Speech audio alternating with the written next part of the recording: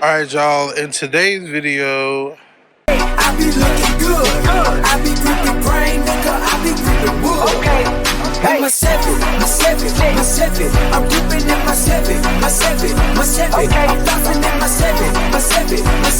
I'm riding in my. alright, so step one, lift up, jack the vehicle up, find a nice spot on the frame. Do not get on something that's not the frame. On trucks I think it's a whole lot more straightforward, but on some of them cars you can get caught in the wrong spot. Okay, so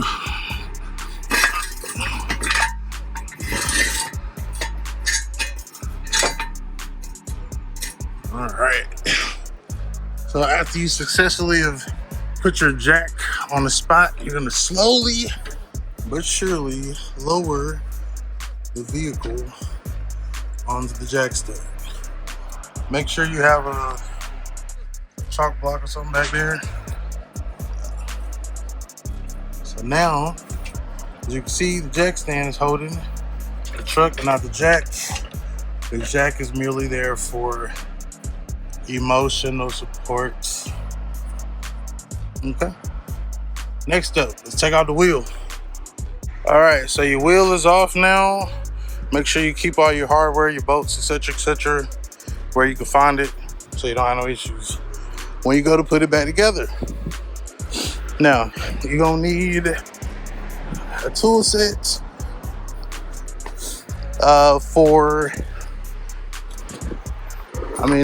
I don't think any crazy sizes. So to get the calipers off, you need 13 millimeter.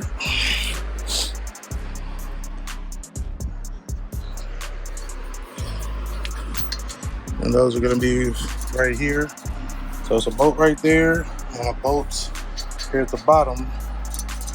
And then your caliper's gonna come off, okay? All right, so what I like to do is keep my bolts either in the magnetic pan or just put them right there in the toolbox. Not on the ground, not to get lost in the grass. Put it in something that you're gonna be able to come back and find them at, okay? So we got those two bolts off. Now, from here, you should be able to remove your caliper. Probably gonna need two hands though. All right, so by this point, you took your caliper off. Some people have the hangers. If you don't have the hangers, I'm gonna buy the hangers. Just don't let it dangle. Set it up here to where it's not pulling or putting stress on the brake hose. From here, this is gonna be right here. Those two is gonna be bracketed off in there. Be very careful. This is like a plastic, but over time it may just degrade. There's the red pin. You're gonna push it up, push down the button.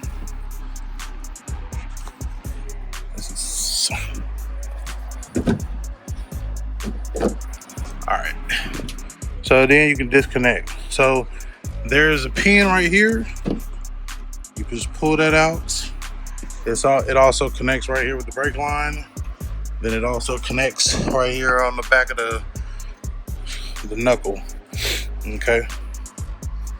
Depending upon the part that you get, it may or may not come with those replacement clips. The ones that I purchased did. Okay.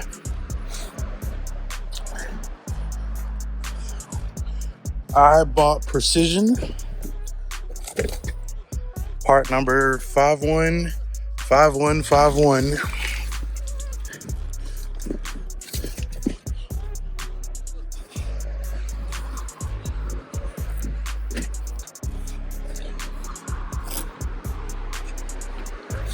And so, inside the box, use a torque wrench. You're gonna need a torque wrench. I did not set that up. I just knew that I was gonna need a torque wrench. But yeah, don't just ugga-dugga, use a torque wrench. So, you got your new hub assembly here in the plastic from your local parts store. But first we have to finish removing this. So, like I said, we just started kind of redoing or removing the wiring for that. Next up we got to do, I'm gonna take the brake pads out. I'm not changing the pads, as you can see they're not bad. We just are going to kind of just lay them right here in the orientation. This one to the outer, that one to the inner. From there, I believe we need a 13th, 16th to get that those bracket bolts off. One right here and one right here. You're probably not gonna be able to get you an impact in there. Maybe you can. If you go in there and turn the wheel, you probably can. I just been using this breaker bar. I can get in there pretty close, and because I've breaking it apart before, like it's not super duper tough. So truck has about 95,000 miles on it, so time for new hubs. All right, so next there will more than likely be some kind of little keeper rings here. You're gonna need a small screwdriver to kind of pry them off, to spin them around. These just simply hold the rotor onto the hub. Most people replace them. If you're careful, you can reuse them and then go from there. So let me get a small screwdriver and get to work, and then we should have nothing left but our hub to remove. All right, so now that we have that off, like I said, just these little things here could probably be reused. So now pretty much it's only 3 bolts that are holding the hub to the knuckle. I believe the size is a 13-14, and I'm gonna just stick my breaker bar back there, break them all loose, and then remove the knuckle.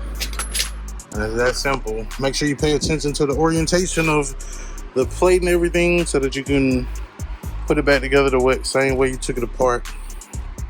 All right, so now you got your handy dandy OEM 95,000 mile hub assembly of the vehicle. I gotta give it to him, man. I didn't think it would.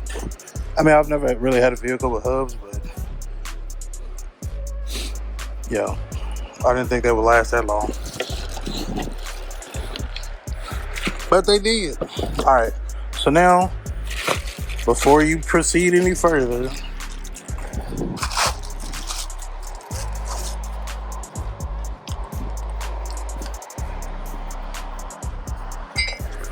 you want to make a visual inspection of your part, etc., etc.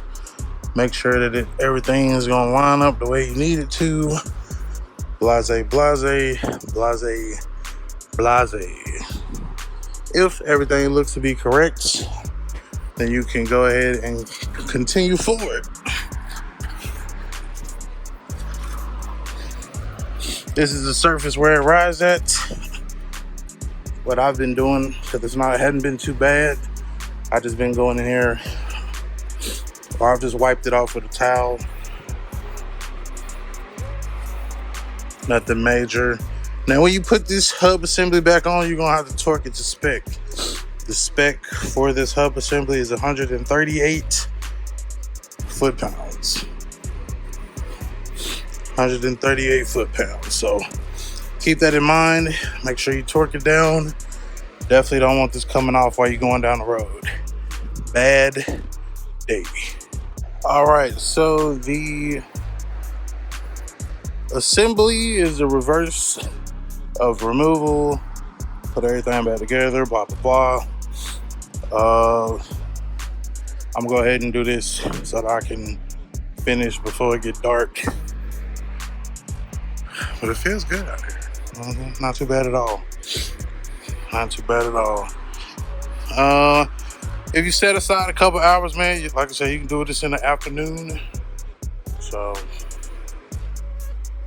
you definitely don't need to go take it to a shop to do it. I heard on the 4-wheel drives, it's a little bit more difficult. I've seen people like dropping the control arm and some other shit, but you know, hey, hey, we talk about us 2-wheel guys until it's time to do some 2-wheel shit. It is. So let me go ahead and get this back together, then I'll cut y'all back up. All right, so all back together, man. Crank it up. See what it says. See if it explodes.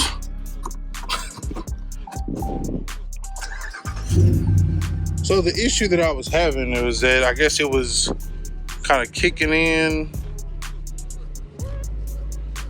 and doing something with, like as I was going down the highway, it would kick on. And then I couldn't use my cruise control. So, like I said, 95,348 miles. I mean, it was time for them. Surprised I didn't go out before then. So, yeah.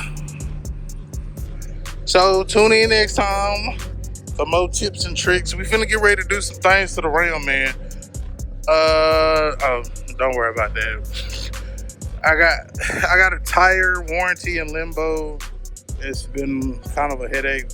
I mean, it hasn't been a headache because I found this spare for $60 on Marketplace, or not even a spare, a full size. There's a wheel and tire, $60. So I've still been able to roll and get around and do what I need to do, but they got my truck looking crazy. So, but yeah, man, Ram finna get some upgrades because I've been having that new truck itch. Don't want that new truck payment. So stay tuned for it.